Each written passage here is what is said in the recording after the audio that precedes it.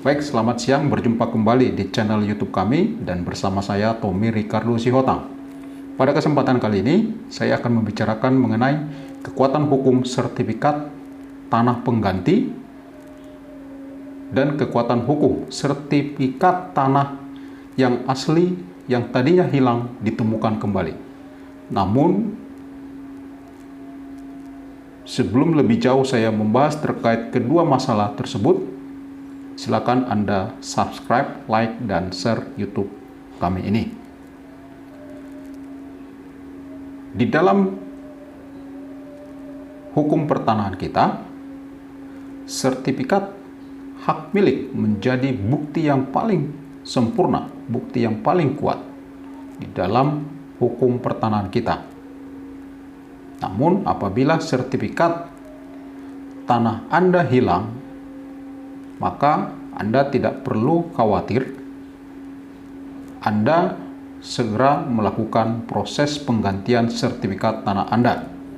Ya, bagaimanapun penggantian sertifikat tanah yang hilang telah diakomodir di dalam peraturan pemerintah nomor 24 tahun 1997 tentang pendaftaran tanah yang diatur di dalam pasal 57.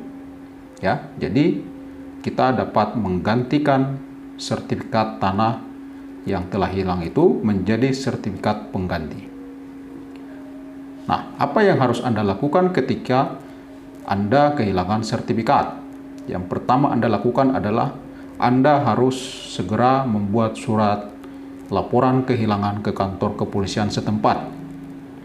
Namun sebelum Anda ke kantor kepolisian, Anda harus membuat surat pengantar pembuatan laporan kehilangan tersebut dengan meminta pengantar dari RT, RW, sampai nanti ke kelurahan ataupun ke desa.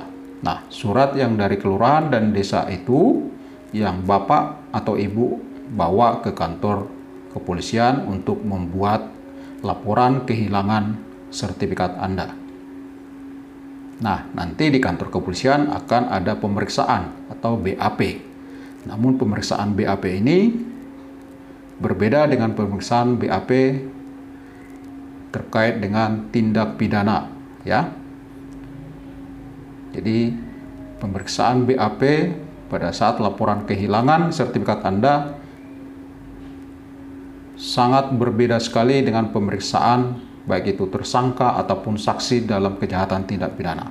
Nah, setelah Anda mendapatkan surat laporan kehilangan dari kantor kepolisian setempat, maka Anda berangkat ke kantor pertanahan setempat yang mengeluarkan sertifikat yang hilang itu, ya. Yang perlu Anda lengkapi sebelum Anda ke BPN yaitu adalah Anda harus melengkapi KTP Anda, ya. Sertifikat yang hilang tadi, fotokopinya, lalu pajaknya sudah harus lunas, ya. Lalu bawa surat kehilangan tadi, laporan kehilangan dari kantor kepolisian. Lalu ajukan permohonan ke kantor pertahanan, ya. Nanti Anda dibuat surat pernyataan. Setelah itu Anda lampirkan, nanti beberapa hari kemudian Anda akan dipanggil oleh BPN untuk melakukan sumpah, ya. Nah, sumpah ini berdasarkan agamanya masing-masing.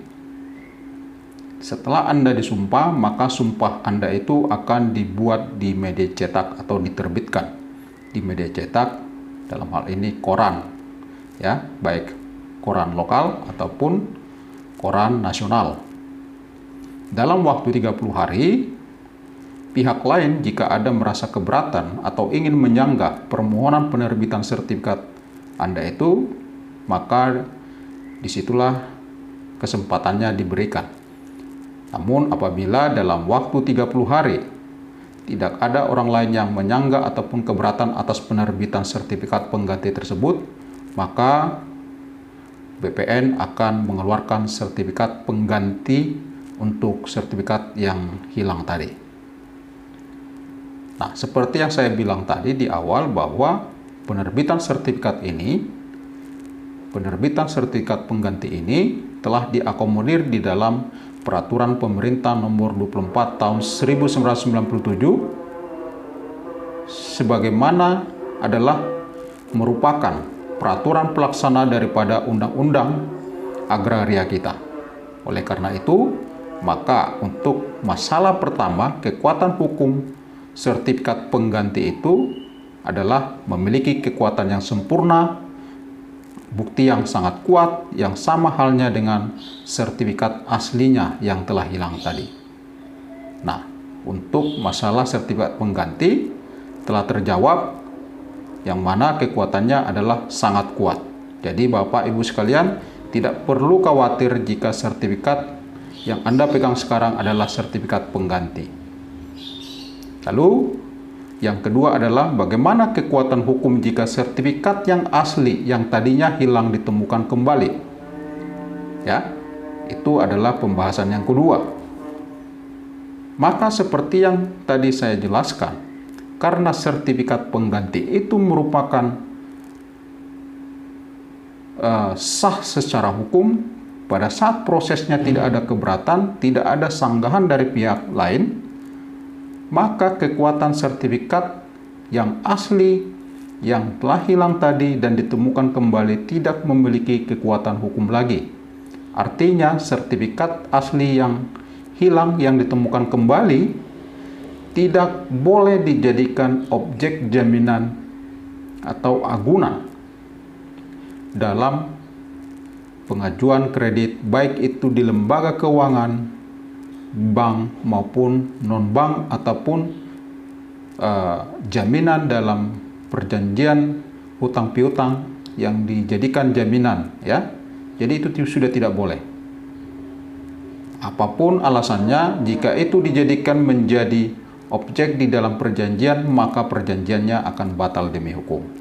Jadi kesimpulannya adalah sertifikat pengganti merupakan bukti yang sangat kuat. Sebaliknya, sertifikat yang asli yang tadinya hilang ditemukan kembali tidak memiliki kekuatan hukum lagi, dan seharusnya itu harus diserahkan ke BPN untuk ditarik dan dimusnahkan. Demikian yang dapat saya sampaikan. Semoga video ini bermanfaat. Silakan Anda share agar bermanfaat bagi umum. Terima kasih, selamat siang, dan sampai berjumpa di video-video selanjutnya.